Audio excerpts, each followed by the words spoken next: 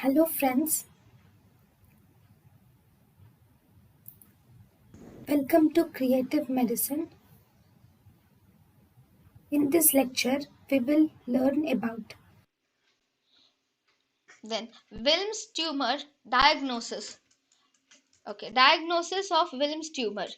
In the Wilms tumor, the first you can do an ultrasonography. The first investigation is ultrasonography, and on the ultrasonography, you will definitely see the tumor. And CT scan can also be used for the staging. Ultrasound and CT scan are used for the staging. Then after that, actually among this ultrasound, CT, MRI, actually MRI is superior to other imaging elements, mainly in delineating the nephroblastomatosis elements. See, pathologically nephroblastoma or Wilms tumor contains three elements. We have epithelial elements, blastemal elements and stromal elements. So these are easily differentiated. They can be differentiated by MRI, and as a result MRI is superior to ultrasonography or CT abdomen.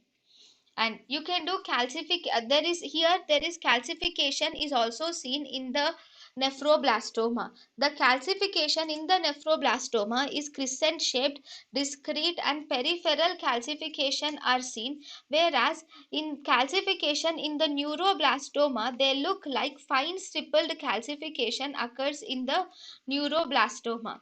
In the neuroblastoma, fine stippled calcification is seen, whereas in nephroblastoma or Wilms tumor, we see calcification which is crescent shaped, discrete and peripheral. thank you and thank you for watching.